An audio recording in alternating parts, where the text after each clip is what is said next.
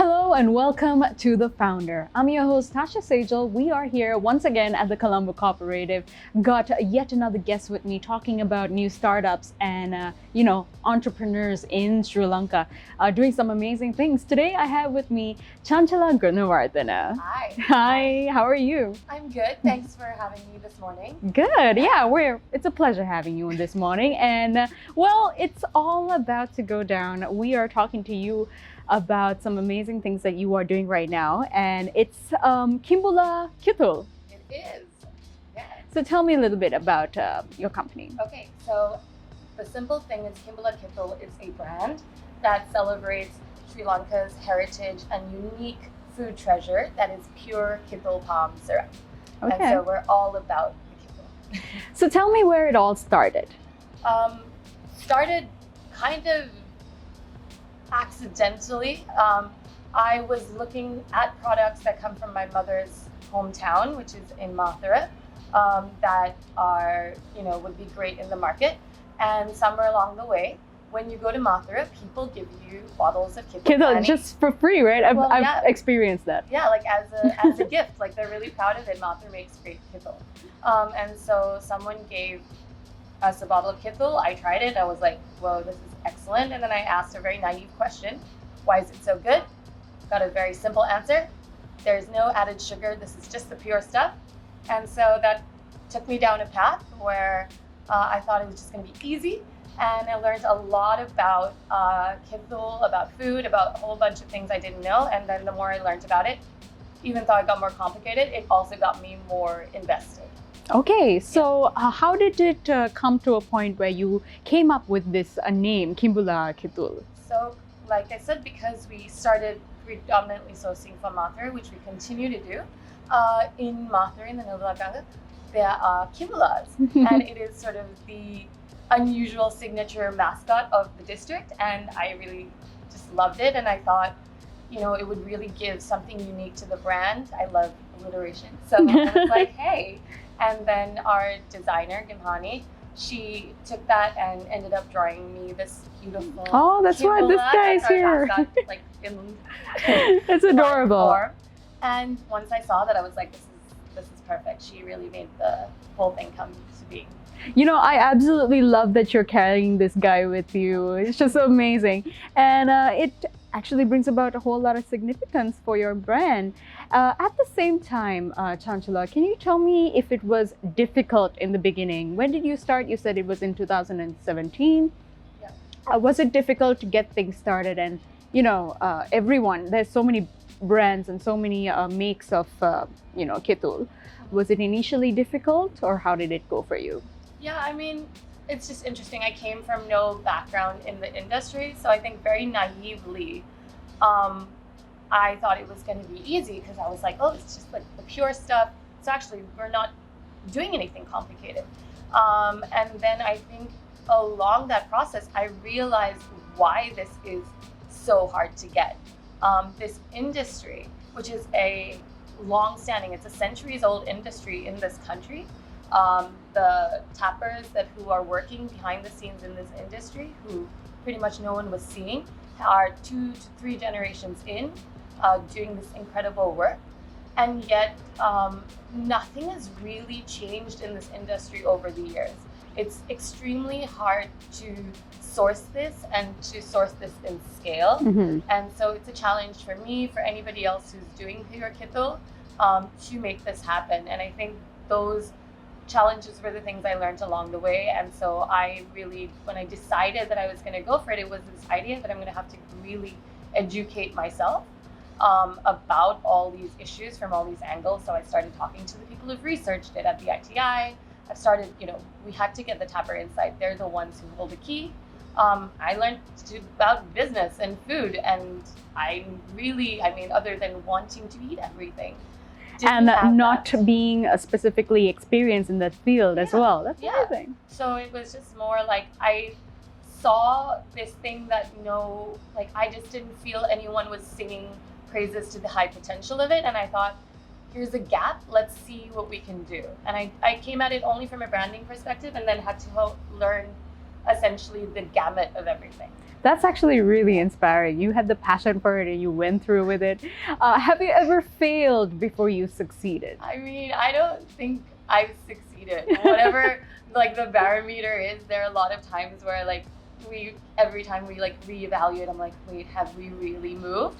But I also do try to remind myself to be grateful because it is like definitely evolving and a lot of people have helped and I've gotten a lot out of it along the way in terms of I know I'm learning so much and growing, but I definitely have certain goals that I'd like to say are my goalposts that are still in the making. But 2020, I think will be the year. Like I think I'm finally getting everything together where we're going to sort of push forward on a lot of things that I've been taking baby steps towards. They're actually saying that 2020 is going to be a good year, 2020 vision for all businesses, mind you. So, this is definitely something that I'll be, crossing my fingers for. And also at the same time, what is your definition of success? Being in this for a couple of years now. Yeah, that's so funny. That's like a couple of years. And what did I do? I think the one thing that at some point, like, I had a conversation with a therapist because honestly, I used to do career counseling really? for a little bit to young women in a university in Bangladesh. And that's a different side note. But at that time, I just realized it's like people sometimes need to have someone to talk to. This is a tangential thing that in business, and especially in my case where you're like a single founder and for a long time sort of the single main person in the business, you need someone to talk to. And so I sort of reached out to get sort of the clarity to understand like what are the goalposts I'm aiming for. And she said is don't make success, like figure out what your passions are. And I think all those things will come. And it is true because I really wanted to keep an eye on the ball. That one of the things why this product over anything else was that I really saw it had huge potential, that the community was really not being talked about, and that the promise of this product wasn't being seen. And those were just the things that I wanted to come to life. And if that happened for me, I was like, we're on the right path. Mm-hmm. So talking to someone is basically the way to go in terms of, expressing how you feel and everything else. That's actually really important because you need that. You need someone to talk to, and at the same time, like you can't go through everything yourself, right? That's good. That's a really good answer, actually. I think that's a first. I think I've talked about it, but I think figuring out what your motivations are is like what's going to kind of push you to kind of wake up and still say it's worth doing this. Yeah. When you can, like say, oh, I'm done. And there's something that just keeps saying like, okay, there's something here you need to see through. Mm-hmm. So that's where I'm at. Awesome. So now that you're your own founder, would you ever work for someone else? I mean, honestly, I think about that and sure, definitely hopefully maybe it doesn't happen because hopefully everything will, go on. But I'm also, even within my own company, like my ideal scenario is of course to bring more people on board who bring other perspectives, who I can learn from, who add to it in different ways, because I definitely, even though I've like tried to learn a lot, I know I don't have the sort of single answers and will be the only person that can do this. I don't want to do this alone. Mm-hmm. So I would definitely like people to work with, but I also have met people along the way that I've like definitely met being like, oh, it'd be really cool to work with you on a different project. So at some point, like if things pan out, and I still have like the time to also get involved in something else, I'm definitely all about like collaborating with people on cool visions. So that's good. And is there a brand that you admire currently? There are definitely great Sri Lankan brands. And I think that was one part of it. Like one thing that got me into it was seeing incredible Sri Lankan entrepreneurs who have made it, but also who are making it. And that was really, at that time we started, I was seeing a lot of that happening and I wanted to be in on the game because I thought I'd rather figure out what it is to be involved and to go through what they're going through rather than to sit on a sideline and kind of like pick at it and say like, oh, this would be what I would do differently. And I thought might as well learn what that process is. Right. So definitely there are tons of people. I'm going to not single out anyone local, because that's just not fair. But there are definitely people who are also founders who have like helped us, and I mean platforms that have helped us. For us, again, like I'll go back to it a lot. Is Good Market definitely gave us our starter boost to like really try this out in a very That's small actually a and great no-risk way. place to start, Super. no matter what kind of level of entrepreneurship that you want to get into. Yeah. So Chanchala, tell me where you see your product going in the future. Okay, so my hopes and dreams kind of with this was to get this pure, exciting, unique product out into not only the local market, but to the global market. And in doing this the last year, I took a chance and I started getting really lucky through some connections to be able to send it to some amazing chefs and mixologists around the world. So we sent it to London to Ryan Gunawardene, who is voted the world's best bartender and runs essentially the world's best bars, and he's Sri Lankan British origin. And he and his team were amazing. They loved it, and then they ended up creating 2 cocktails using Kimbula. So I was like, wow. Oh, I bet that awesome. tastes amazing. Yeah, so I was Did you get to try it? Well, I haven't made it on my own. We got the recipe. Oh, nice. But I was here, so I was just like sitting there being like, that's amazing. And then over that time, we also sent it to Rishi Nalendra, who's the first Sri Lankan to win a Michelin star, and out in Singapore, and he was amazing. And of course, like Darshan Munidasa in Sri Lanka, we started. They were the first restaurant we ever like supplied and continue to supply.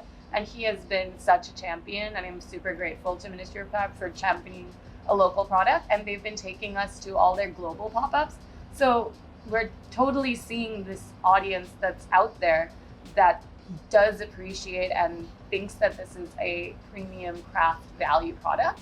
And so I really want to see that possibility realized. And so, yeah, Peter Kurvita, Master Chef Khan Ong in Australia, like there's these incredible repertoire of people. And I was like, let's get it out there. And so then more and more of them will. That is major. Good job on that. Good job. At the same time, where can us regular people have a taste of your wonderful Kimbula Kithul?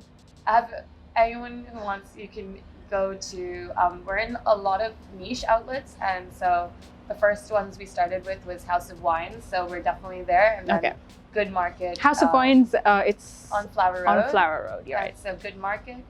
Peter recommended us to amazing Dilhan and like at Dilma, so we're brewed by Dilma on Flower Road, Barefoot, and so like a lot of these sort of niche stores, Black Cat, all of them, and Kopi, you can talk to them, and also in Gaul. So if you're out in Gaul, Seafair in Gaul, as well as inside the fort, the farmers market as well. So and our hopes actually this year, and we're just talking to them tomorrow. We're going to be talking to a couple. Is that you'll also see us maybe on a few select supermarkets. Shelves. Yeah, so there you go. That's a teaser. Yeah, so to be seen. To be seen in the future. Yeah, we'll see how it goes. Yeah, so there is quite a lot of people out there, quite a lot of youngsters, and no matter what the age, they're trying to do their own thing. They want to start something new, just like you have. What kind of advice would you give for them, for the new startups in Sri Lanka today? An advice another founder gave me, and the one that I also just like decided is just like, if you kind of see and you have this gut feeling that there's something there, and if you have the luxury to try it out in a small way, don't overthink, go for it. I think we have, in so many ways, it's still not my final dream end product. We have a minimum viable product that we really love, and so constantly we're tweaking it, but I decided just to go for it anyway and then keep on working on it. And I think some people wait for perfection, and don't hold yourself back. You can work on it, and the fact that you want it to be better will only help this product become better and better for the people who can get it. That's a great piece of advice. That is. Since we are on the show, the founder, in a situation, in a hypothetical situation, if you ever got the opportunity to sit with another founder, locally or internationally, for dinner, what would it be, or who would it be? There's some really cool founders who've given us advice, and also just like other business mentors. And it's really interesting for me is that I've gotten advice from like tech startup mentors, and also like people who are either in the food or beauty care business. So I think all of that different range of opinion is always going to be useful. I mean, one person I'll have fun having dinner or chatting is Shivanta Spasilan, who is really cool with advice. And then we have some incredible mentors. But I've been thinking, just because I really like the ethos of the business they've been building, was Shabani Greek yogurts, which is in the US, but just like the way that they were able to take this very singular, Greek national product and then kind of do that. And I think there are some great people who do that with Sri Lankan products. I'm just trying not to single any of them out. So just have dinner with all of just, them. yeah, Just a full course meal. Yeah, throw in the Kithul. So Chanchala, it has been a wonderful time talking to you. But right now, I got to focus on this question, courtesy of the Colombo Cooperative, as you can tell, providing workspaces and creative spaces for companies of all sizes. And they would like to know what your very first workspace was like. So we were a pop-up when we started at the Good Market. So my very first workspace was my parents' kitchen. We were like bringing in bottling and putting it all out from there. So if Colombo Cooperative wants to add a little like kitchen experimentation, Little sweetness. we are in. Yeah. So tell us about one last question. I want to ask you where people can follow you, get to know a little bit more on social media platforms. Cool. Yeah. So I think the most active we are is on Instagram. So it's at Kimbula Kithul, and then the same thing carries over to Facebook, which is at Kimbula Kithul. But the most easy way to engage us is to like follow us on Instagram and send us a message or whatever. And also you can email us and everything. It's all on our thing. And our webpage, which I'm also super stoked about, is kimbulakithul.com. So there you have it, some amazing treats courtesy of Kimbula Kithul. And if you want to add some or take some sweetness out of this interview, you can go ahead and check them out. Kimbula Kithul, thank you very much, Chanchala, for being a part of the show, and this guy too. Yeah, thanks. Thank you. Thanks for having us. Yeah, I'm gonna take him home. Yeah.